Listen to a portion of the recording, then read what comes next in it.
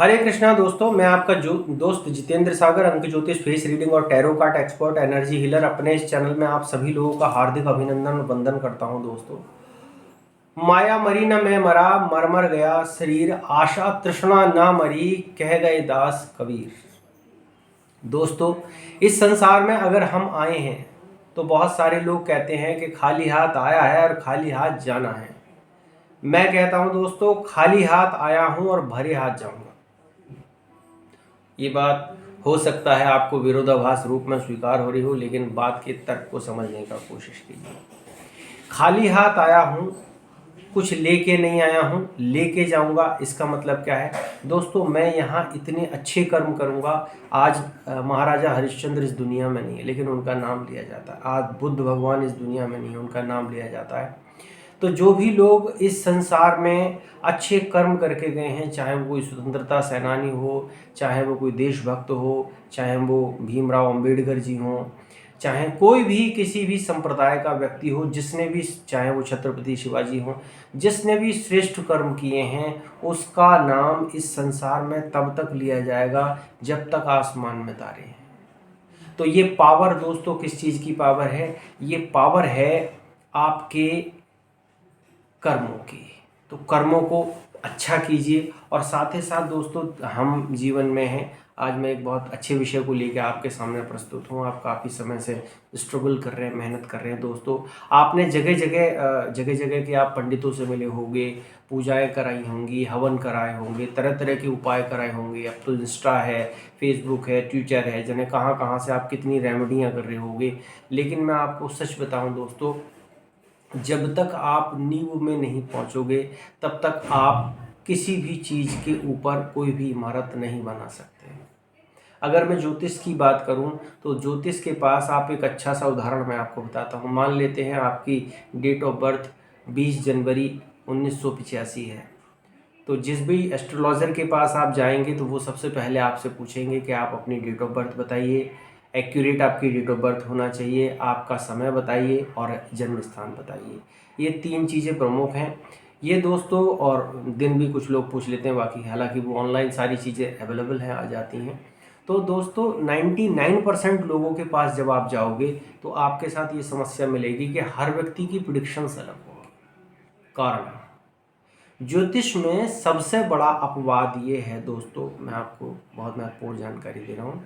ज्योतिष में सबसे बड़ा अपवाद ये है कि आप के पास बर्थ समय किसी के भी एक्यूरेट नहीं होता। 99% कारण बता देता हूँ। पहले जितनी भी डिलीवरियाँ हुआ करती थी, भाई बहन जो भी पैदा हुआ करते थे, तो उस समय नॉर्मल डिलीवरी हुआ करती थी, दाइयाँ किया करती थी।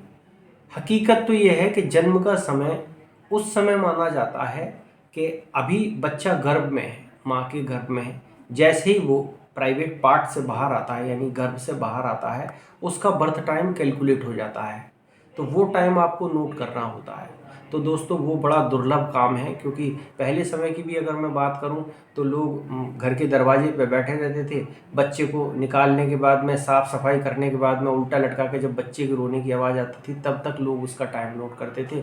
और वो भी औसतन टाइम होता था, एवरेजन टाइम होता था।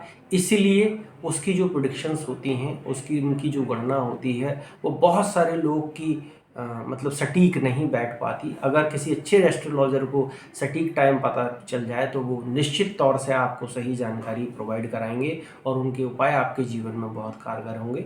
फिर भी वो जानकारियाँ लगभग में बताते हैं। इसके बाद हम बात करते हैं दोस्तों कि जैसे हमने ये बात करी इस समय की, अब आज की टेक्नोलॉजी पे आ जाते हैं। तो आज मैक्सिमम महिलाओं के सिजेरियन होते हैं, ऑपरेशन होता है, और ऑपरेशन से डॉक्टर बच्चा निकाल लेते हैं। तो वहाँ का भी नॉर्म्स है कि 5 मिनट पहले एक इंजेक्शन दिया जाता है, जिसको कहते हैं एनेस्थीसिया। और एनेस्थीसिया किसी भी पार्ट को सुन्न करने में लगभग 2 से 5 मिनट का समय लेता है दोस्तों।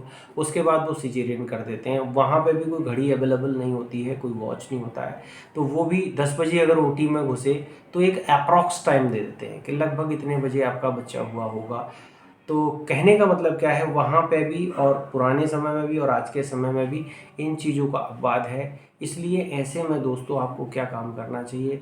न्यूमरोलॉजी पे बिलीव करना चाहिए। और न्यूमरोलॉजी एक ऐसा विज्ञान है जो अंकों की संख्या पे चलता है।